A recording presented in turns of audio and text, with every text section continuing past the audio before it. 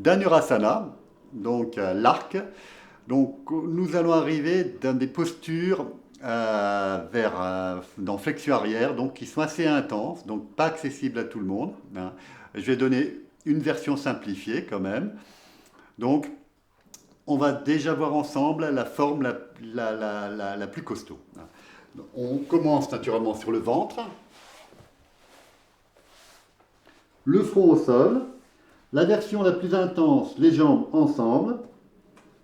On plie les jambes, on attrape avec les mains les coups de pied, hein, juste un petit peu ensemble. Bon, plutôt les chevilles hein, au niveau de la tradition.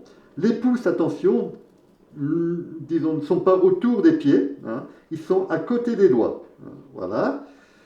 Et à ce stade-là, c'est uniquement les jambes en poussant, les bras sont passifs, le dos est passif. Ce sont les jambes qui vont commencer à pousser. Je lève la tête et je rentre dans l'arc.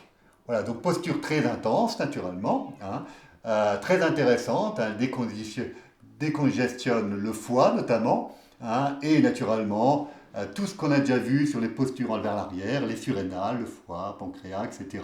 Donc très complète, hein. Alors, pour ceux qui n'arrivent pas à la faire, hein, donc on revient, voilà, tranquillement, vous pouvez écarter les genoux, c'est plus facile. Voilà, donc là c'est la version plus simple. D'accord? Bon, pas terrible, hein, disons, à terme, effectivement, il faut plutôt ramener, disons, les jambes hein, pour les faire bien. Hein. Les pieds, normalement, sont plus hauts que la tête hein, quand on le fait bien. Les bras restent complètement passifs. Hein, voilà, et on revient. Comme toujours, Shavasana, on accueille la préposture, notamment l'avant-arrière, comme on l'a déjà fait. Une petite version simplifiée, pour ceux qui n'arrivent vraiment pas à la faire. Vous pliez un bras, donc alternativement. Hein. Par exemple, ici le bras gauche, vous le mettez parallèle à vos épaules.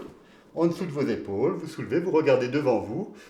Vous pliez une jambe et vous attrapez. Et pareil, vous poussez un petit peu. Donc, on n'a pas tout à fait les mêmes effets, hein, mais disons, vous retrouvez un petit peu l'effet de l'arc, hein, du moment où effectivement c'est la jambe qui pousse.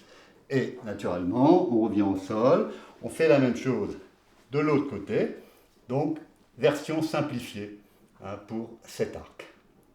Voilà, je vous donne rendez-vous donc pour une posture, disons la dernière, hein, qu'on va voir en flexion arrière, donc Chakrasana.